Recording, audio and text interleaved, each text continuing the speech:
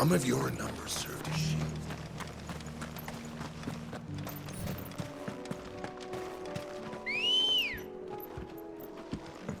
Ready, go? Run like the wind.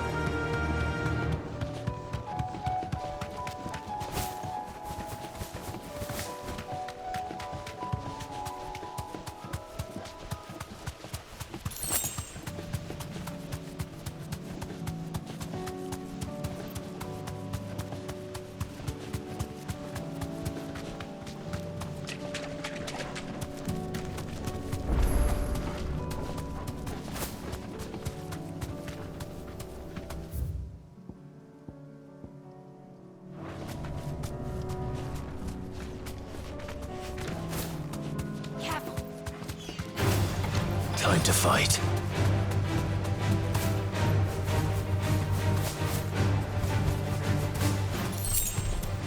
No holding back.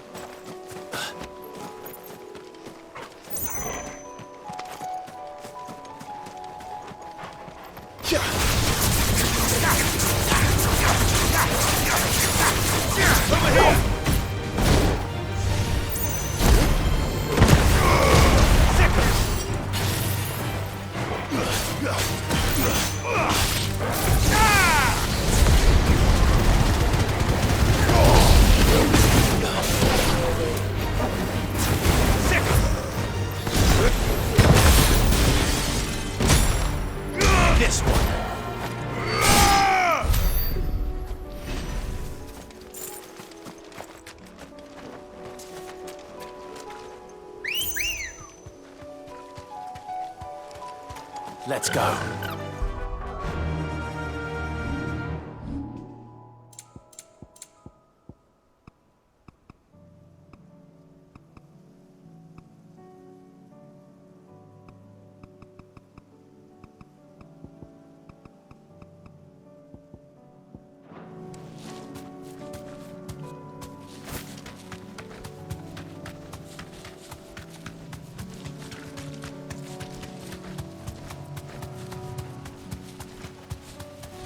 Well, it's certainly quiet. If I were a giant antelope, it would seem like just the place.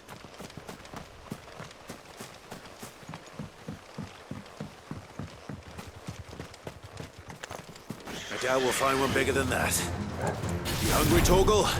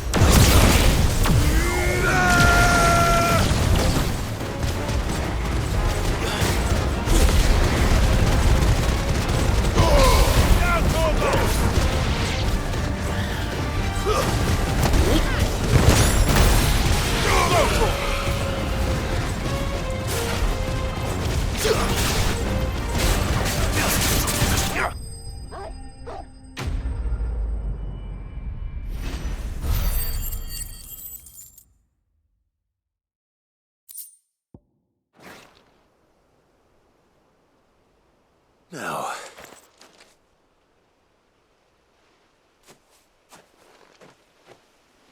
will it be enough, I wonder?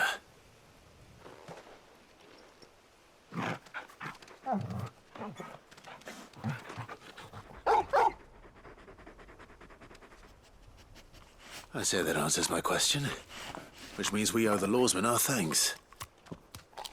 You're just a big puppy, aren't you? A very big puppy.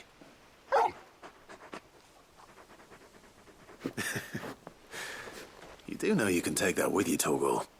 Lady Karen will be relieved to hear you've got your appetite back. Come on, boy.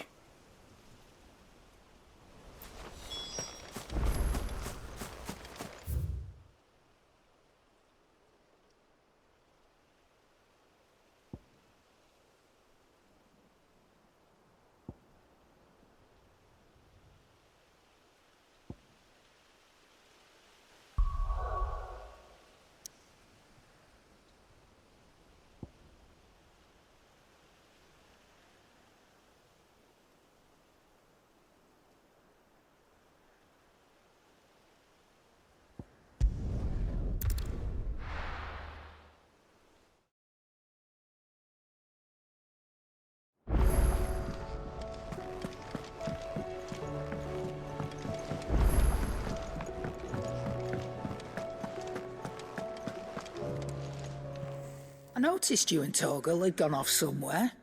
Take him for a walk, did you? You could say that.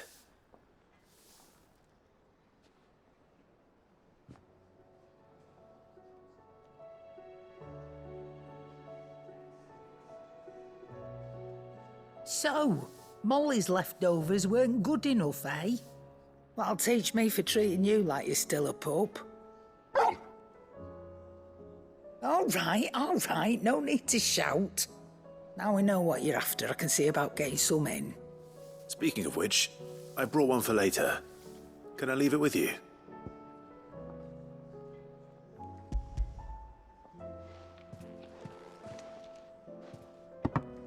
You can, aye. I'm nice like that. In return, you can thank Tomes for me.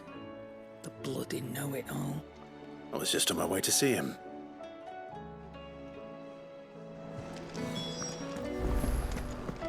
It seems the hideaway's lost its appetite.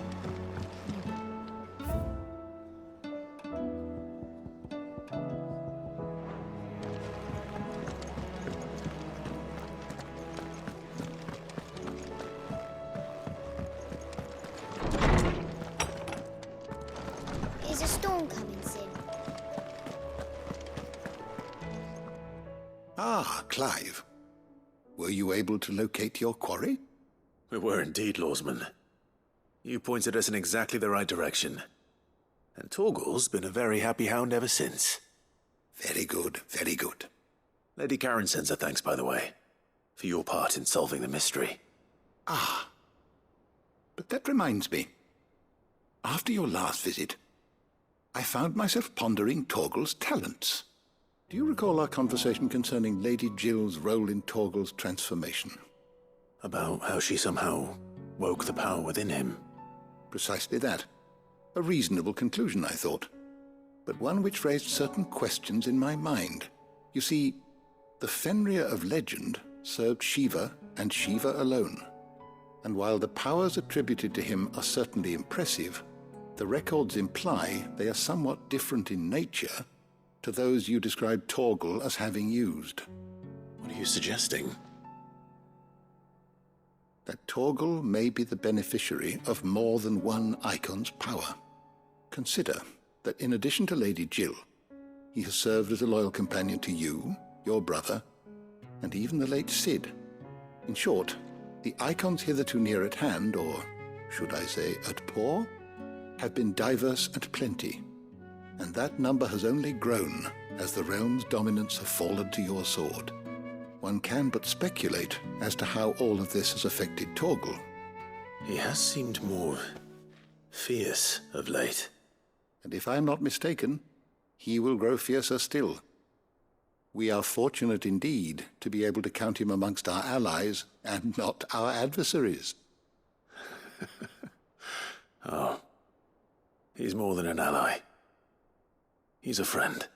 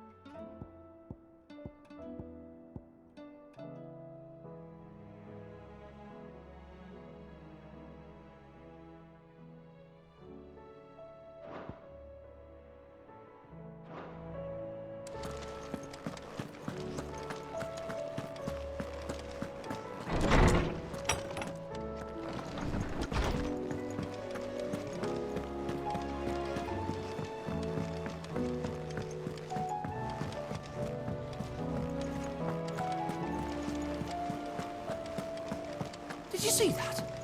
Tell me you saw that.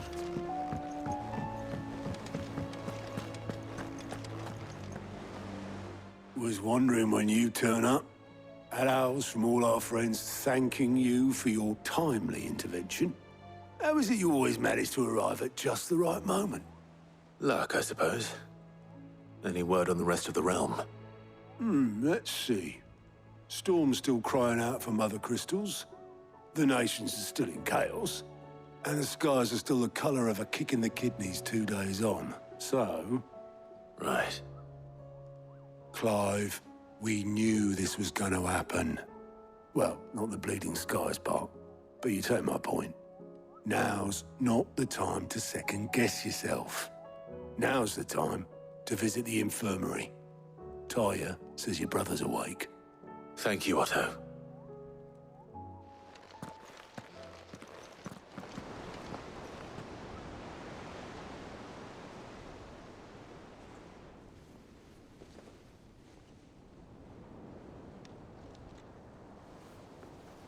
So it was not Sylvester, but Olivier who served as Ultima's puppet. And when Dion learned of this, he sought to slay the fiend.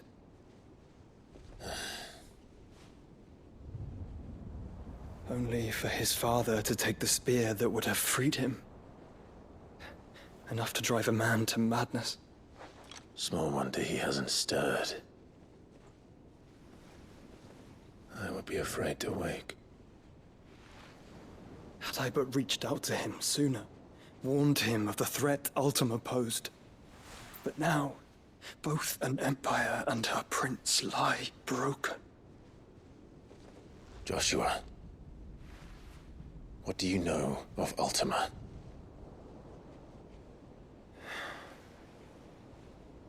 Very little, I'm afraid. Despite my best efforts.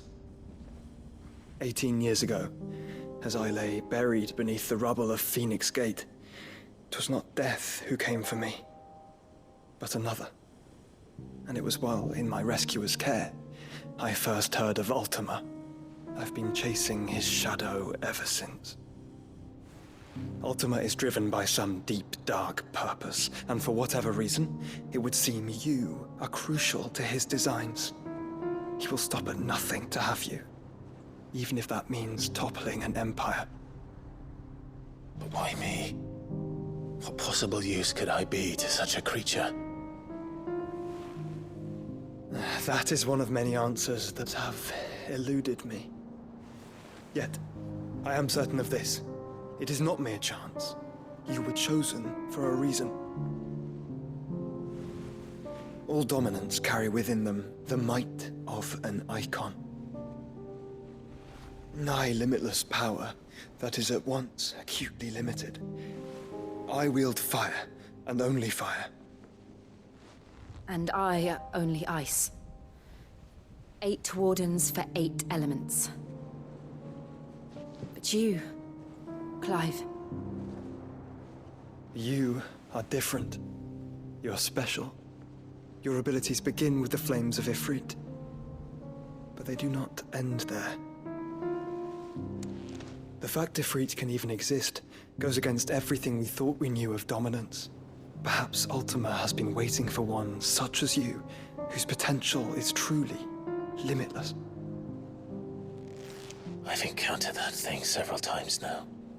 If it or he, as you say, needs me, why hasn't he claimed me as he did the boy? Were I to hazard a guess, I'd say the two of you are somehow incompatible. His mind not properly attuned to your body. His mind. Mind, awareness, spirit, call it what you wish. But I believe Ultima to be an embodiment of the concept. It is why I struggle and fail to contain him here inside me. I'm sorry. Inside you? With every setting sun, I feel my strength wane. And though the Phoenix's flames mend the prison I have made for Ultima, they do so at a cost. We must find a means to bring an end to him before I meet my own. What were you thinking?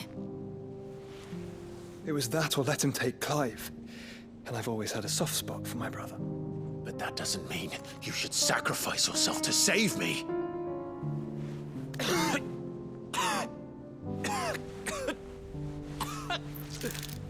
Joshua.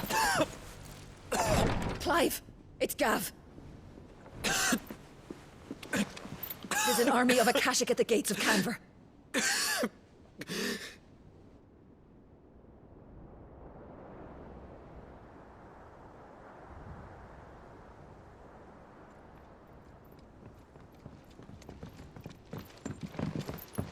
Well, what's the short of it? Thought Tyre told you. The capital of the Free Cities is under siege by an army of monstrosities. The city guard are doing their best to stem the tide, but numbers ain't on their side. What of Lord Byron and Mid? Were they able to escape? No, but they're all right for now. They're hiding with Gav at midship. We have to get them out of there. And we shall. Otto, prepare a Stolas. Tell Gav to stay exactly where he is. Understood. Vivian, what's the swiftest route to the Free Cities? That sounds like a question for the map. Look here. This road, through Tabor, should provide the least trouble. Good. What a coincidence. Tabor is exactly where I'm bound. Joshua, bed is where you should be bound. You don't think I told him the exact same thing? Were Taya not such a talented healer, I would surely have been inclined to agree. But, thanks to her ministrations, I feel I may safely rejoin my attendant, who was to wait for me in Tabor if we became separated. All right, we travel together. Clive. If he stays close to me, he'll be fine. Thank you, brother. I'll look after him.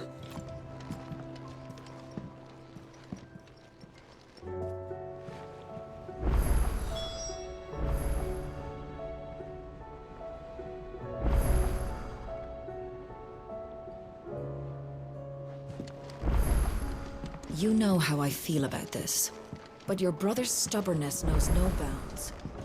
I'm starting to think it runs in the family. Taya's right. Your brother is in no condition to travel. That's all I'll say on the matter. It's Mid, Gav, and your uncle we should be thinking about now.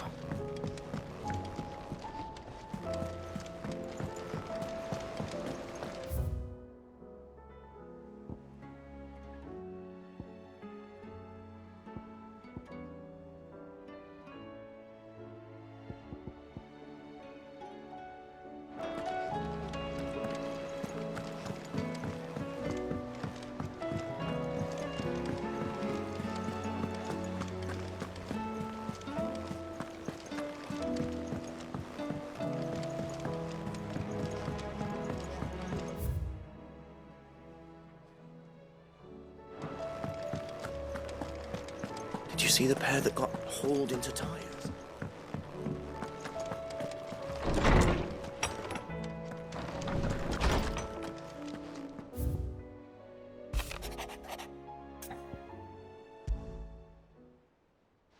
Rutherford. Wasn't that the name of my uncle's manservant? Why would he be at Martha's Rest?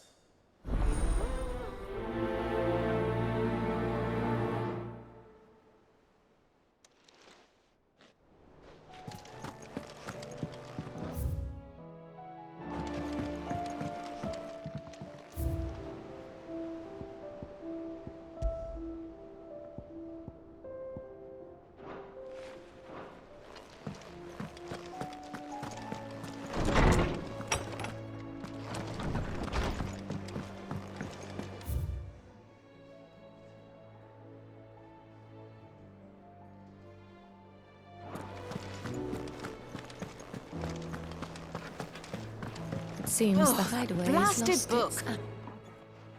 Here, you put me in this situation, Clive. You can bloody well get me out of it. I need a hand with a recipe. Are you sure it's me you're looking for? I'm not much of a cook. I'm all the cook will be needing, thank you very much. What I want from you is a little of your time, right? Oh, and perhaps your sword. You remember Ivan's stew, right? Well, despite the look of the thing, and that awful stench, people wolf it down. So I thought I'd try making one of these supposed masterpieces myself. Had a peek at the book and gave it a go, but, well... It wasn't as straightforward as you'd hoped. Ivan had the same problem. Yeah, but this is my blimmin' kitchen, and I will not be outdone. So if you don't want to be seen as playing favourites, I suggest you lend me a hand. I've never been one to play favourites, Molly. And I would be only too happy to lend you a hand. So, what's on the menu this time? A fried mortress of skyworm. That's one heck of a name, innit? Recipe seemed easy enough to an old hand like myself. Thought I'd followed it to a T. Only, turns out skyworm livers and drake's mint are not what I thought they were. At least I hope they're not, given the rancid mess they made. Ivan said the recipes in the culinary pilgrimage date back centuries. Who's to say the ingredients even exist anymore? Wow. That's a question for a scholar, wouldn't you say? Perhaps you know of one? Kindly old fella who haunts the shelves, maybe? Fine. I'll go and speak to Harpocrates. Perhaps he'll know something. And if he does, I'll see if I can find your ingredients for you. You do that. Lest we forget, You've got a reputation to uphold.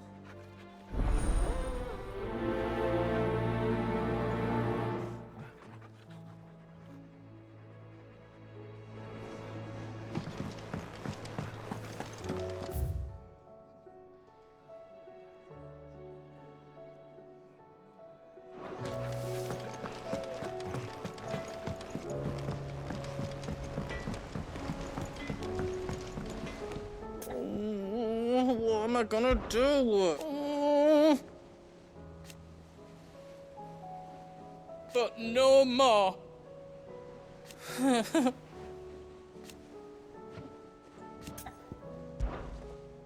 Is everything all right, Goots? You seem more discomposed than usual. Oh, I don't know what that means, but I'm in a bit of a muddle. Oh, I think Nan might be in trouble, and she's... It's all right. You can tell me.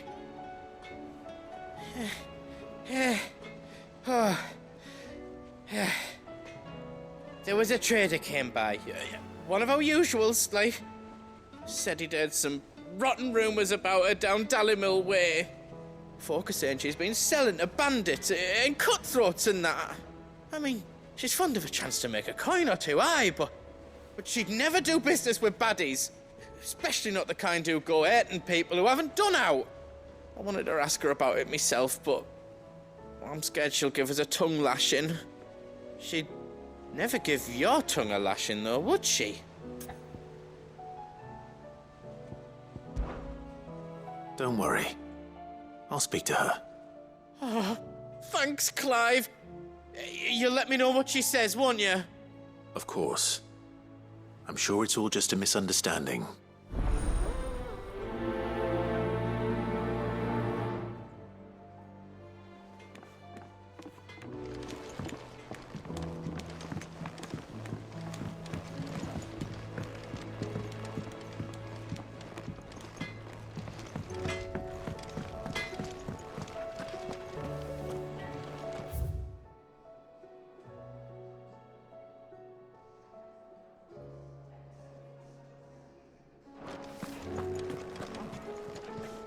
Lady Karen, how's business?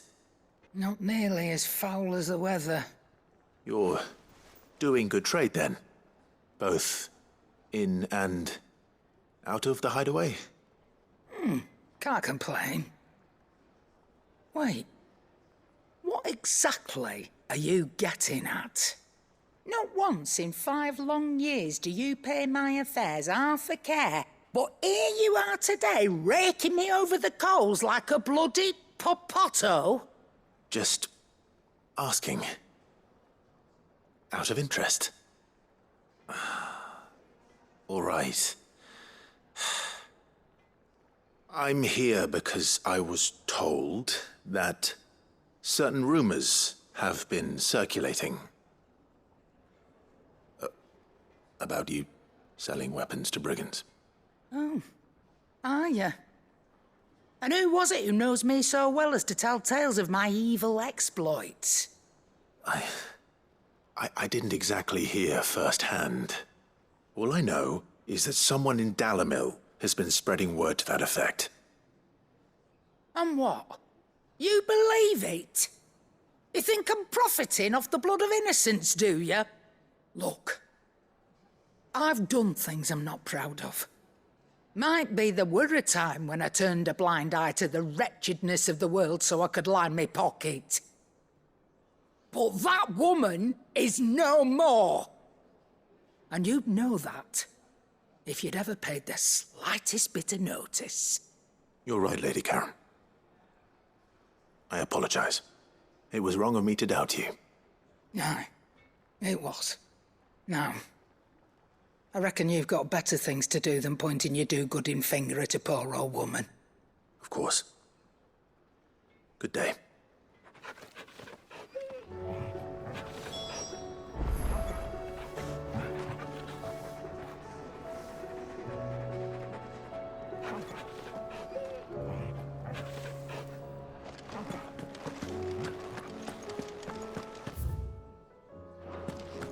It seems the hideaway is...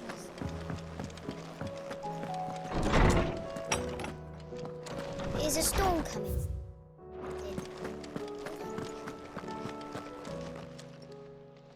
Lawsman Harpocrates. I've come to pick your brain if you don't mind. It's about the book you lent Ivan. Ah, Valisthea, a culinary pilgrimage, a classic. One of my favorites, in fact. The young man did a wonderful job with the Chance's stew. I do hope we shall be able to sample more such marvels in due course. That's actually why I'm here. I don't suppose you know where I might find skyworm livers and drake's mint. Ah, so the fabled Sandbrequois delicacy is next on the menu. Delightful. The descriptions of fried mortress never fail to make my mouth water. Now, skyworm is a somewhat antiquated name for the wyvern, their ground livers being the paste from which the mortress is made. Dragon livers. How very Sandbrequois. One would have thought the disciples of Bahamut would have a touch more reverence for their Eikon's brethren, but apparently not. I believe the specific dragon the recipe demands is the blueback wyvern, said to be the very color of the sea beside which it resides. So we know where to look for our liver. But what about the drake's mint? Saint's bonnet in contemporary parlance, a herb which grows along the North Reach coast. I gather that one can locate the cheerful yellow flowers by their heady scent alone, so I'm sure you'll have no trouble finding them.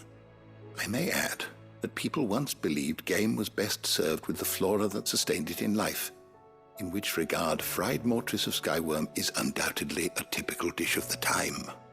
Meaning that if I find one, I find the other. To Northreach, then. Best of luck, Clive. And do save me a bite once the dish is complete.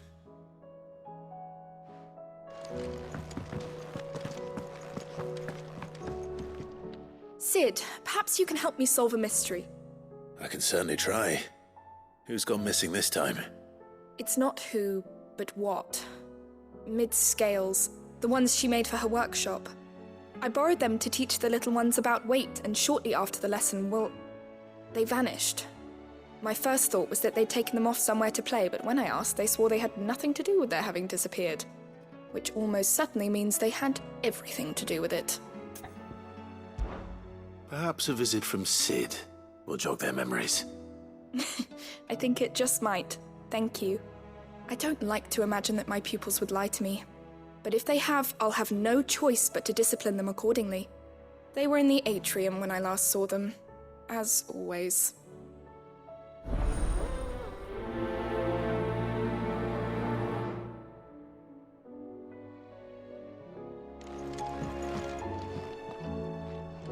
Is a storm coming, Sid?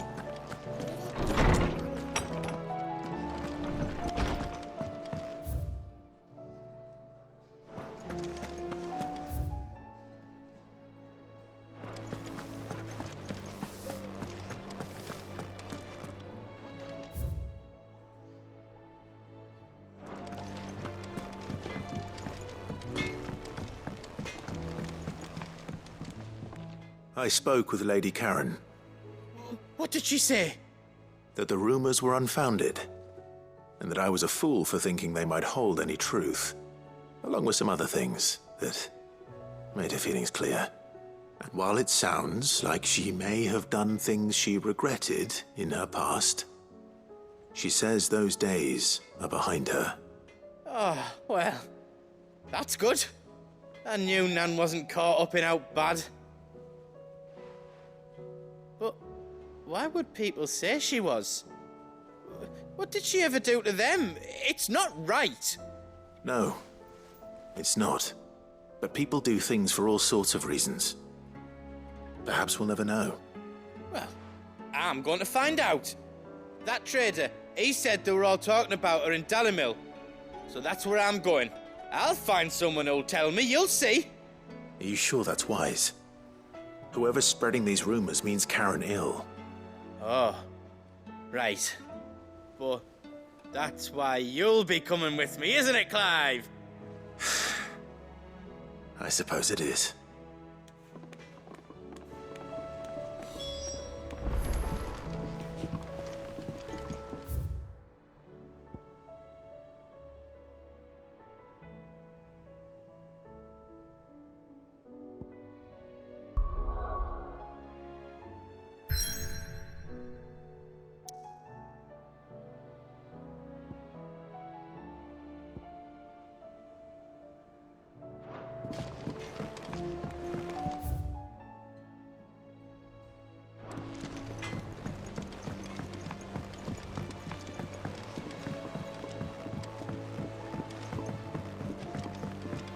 heard the Emperor was impaled on his own.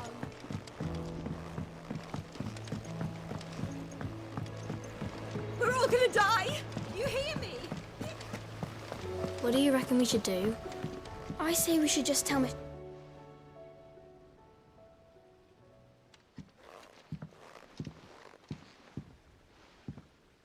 Sid!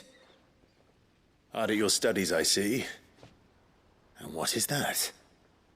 It's not a set of scales, is it? No. Of course it isn't.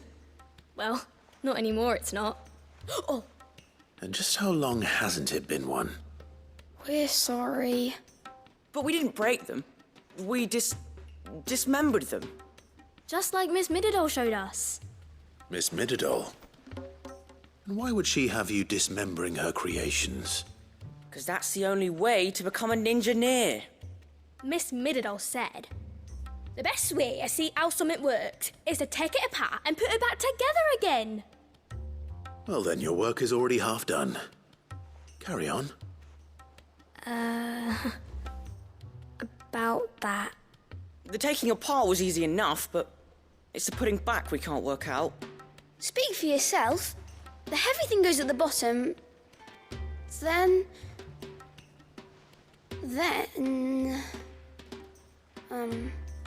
You three need to learn to take responsibility for your actions. So let's have a look at these parts with fresh eyes, shall we?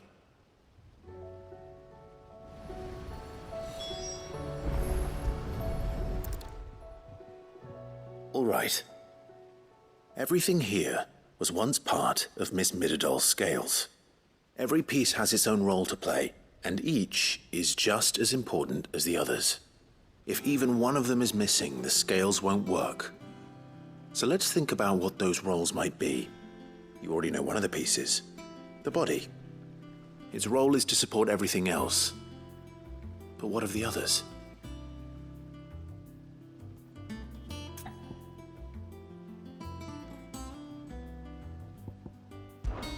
This tiny piece is what's called a cogwheel, or gear.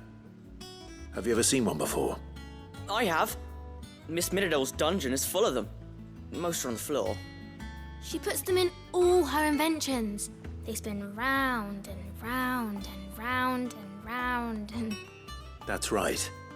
They're very useful when you want to make things move. Do you remember if there was anything on the scales that moved? I remember the arm moved when I tried weighing an apple. And then somebody ate it. It's not my fault. You shouldn't have tried weighing it before lunch. We know what part's supposed to move and how it's supposed to move. So, let's put the pieces together first, see what doesn't move, and then stick the cogwheel to that. Not a bad idea. You see? It's not so difficult.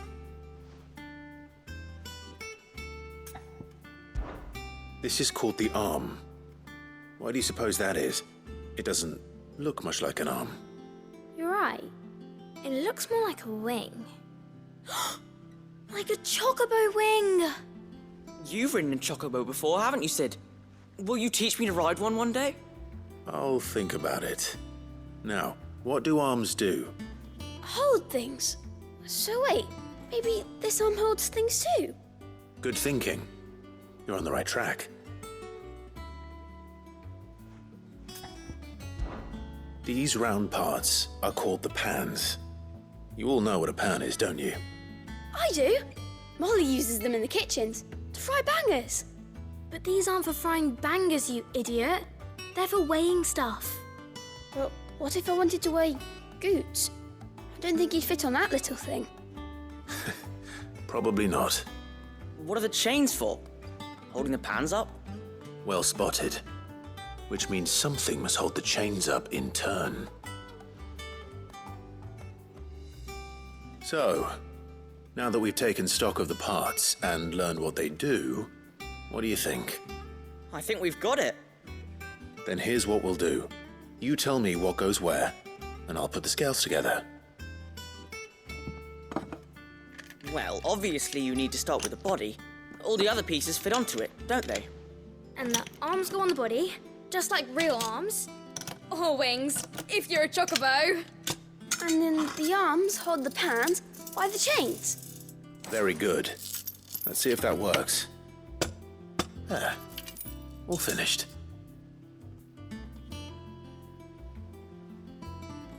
Yes! We did it! Well, with Sid's help. Oh, I just put the pieces together. It was you three engineers who showed me how. That's right. We're Miss Middledor's hairs. Her hairs? Yeah, hairs for the future. She's showing us her secrets now, so we can help out the hideaway when we're older. What do you think, Sid? Are we almost ready? With a little more help from Miss Middledor and Miss Shirley, I'd say it won't be long at all. You hear that? It won't be long. Until then, though, do try to be honest with Miss Shirley.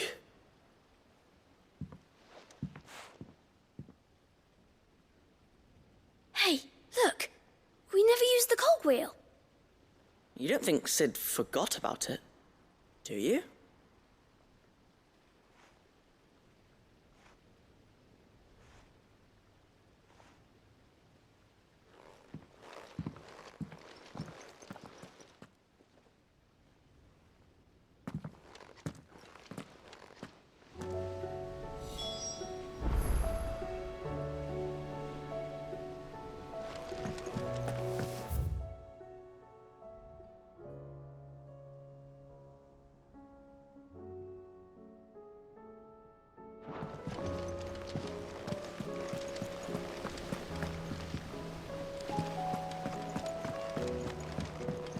We're all gonna die! You hear me?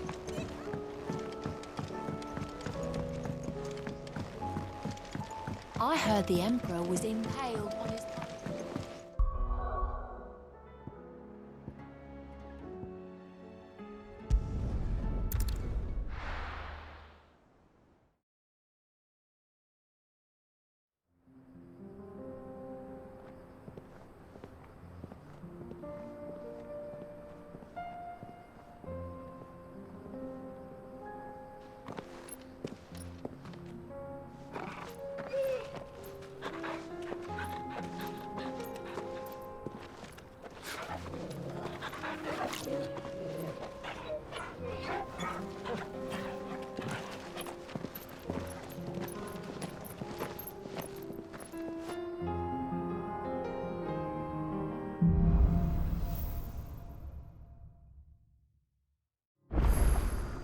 It's like a dream.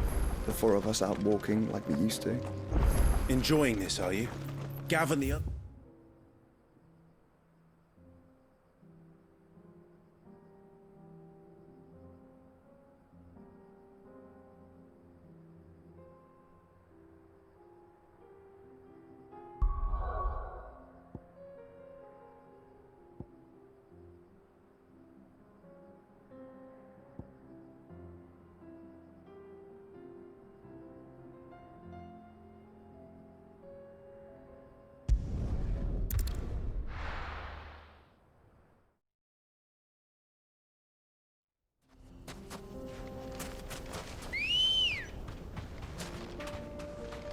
Good girl.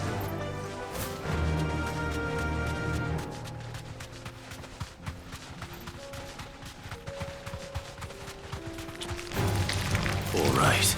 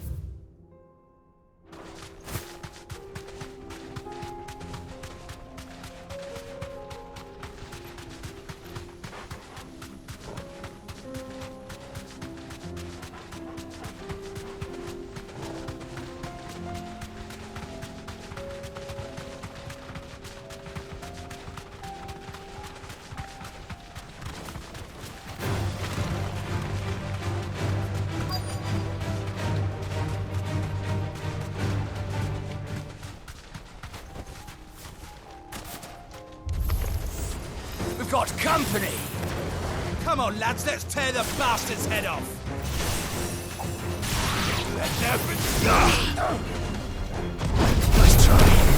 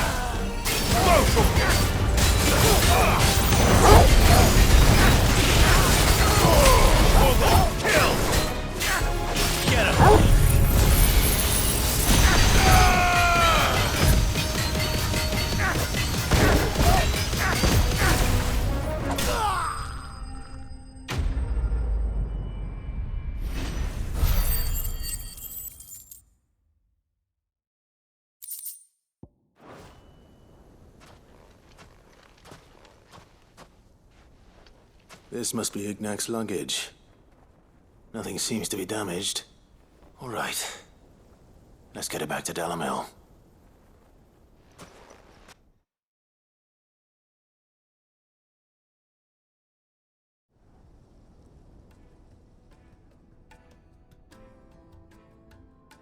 I hear I have you to thank for the return of my effects. What shall I call you, my good man? Wyvern. Glad to make your acquaintance. A formidable name indeed. Well, Wyvern, I appear to be in your debt. Redeem here tells me you wished for an audience. Is that all? A few moments of your time should suffice, yes. You're a peculiar fellow, Wyvern. All right, speak. Master Wyvern was wondering if you could tell him about a certain single-edged sword you recently acquired. Oh, a true work of art, that one. Karen drove me hard on the price, but I would have sold her Radim here to get my hands on that sword. It was made in the Outer Isles, far beyond the Twins, and is used exclusively by the practitioners of a unique school of swordsmanship. They believe no combat should ever exceed a single strike, and hone their blades to such perfection that none ever does. Each sword is made for that one perfect stroke, and for that stroke only. They crack upon a second blow. There's a brutal sort of beauty to it, really. But how do they hone such an edge? Fine question. Why, they use a whetstone, of course. Whetstones, rather. A whole array of them, ranging from the coarse to the fine. 10,000 licks with the sharpening stone, then 10,000 more. But it is the final stone which lends the blade its legendary sharpness. A mineral quite foreign to this great realm of ours. And that is the key. The secret ingredient.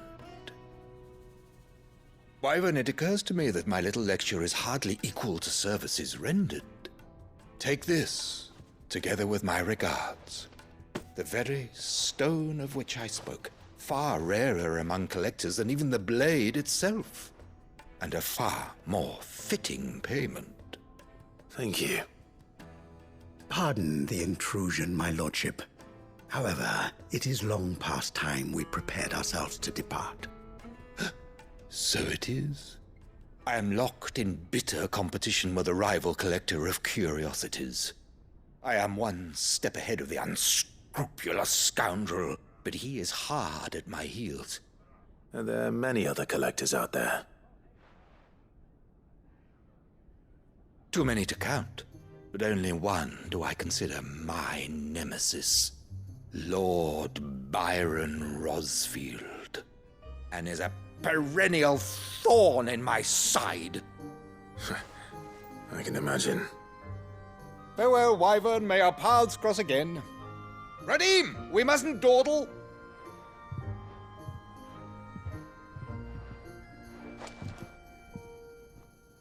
I think his lordship is rather taken with you, Master Wyvern. Thank you again for your assistance. Coming, my lordship. I'll be right there.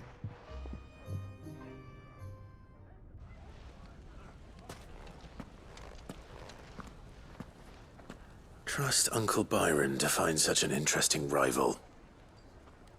Now, let's see what Blackthorn makes of this whetstone, shall we?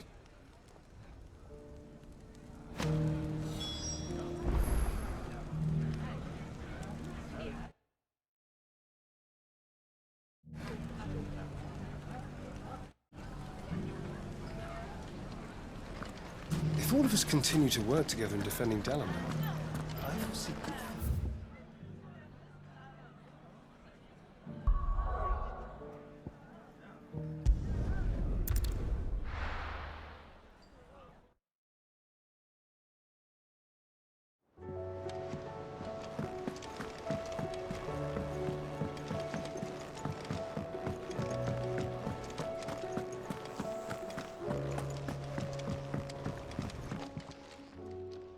Sorry for the wait, but hopefully you'll agree it was worth it. You learned something about that sword, then? I did better than that.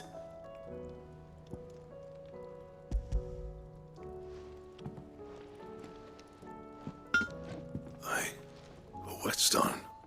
Yes, but not one you'll find anywhere in Valisthea.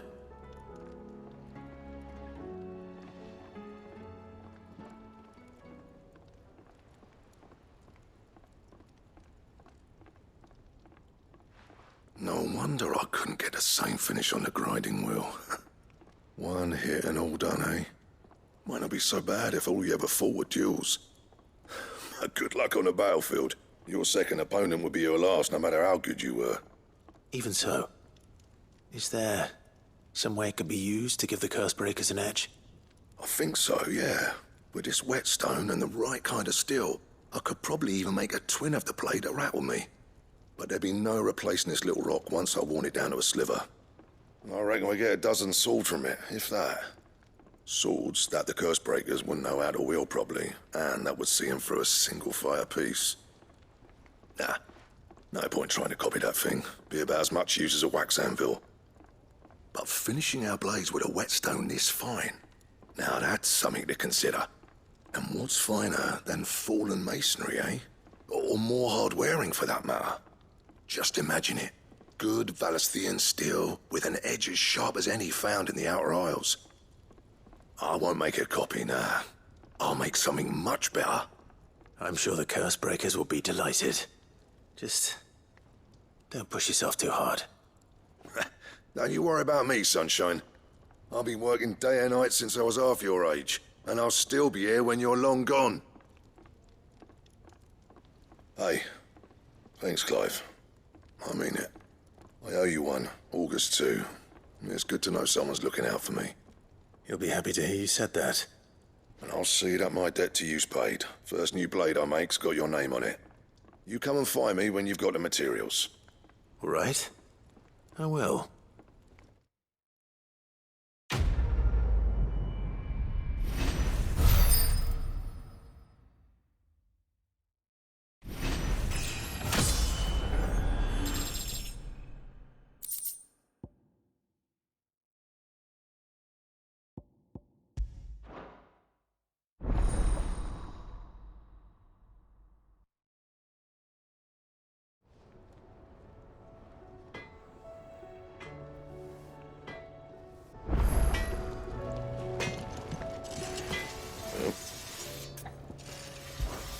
What's that for you, dear?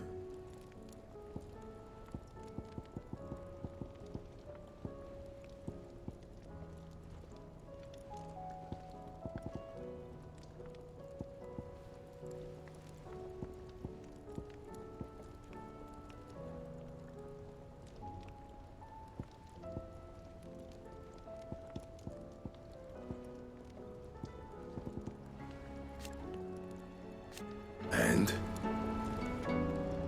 What do I owe the honor? What's that for you, dear?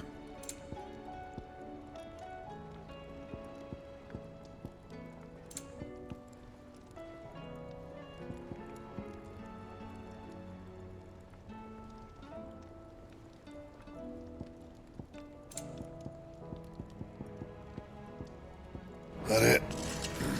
Fine.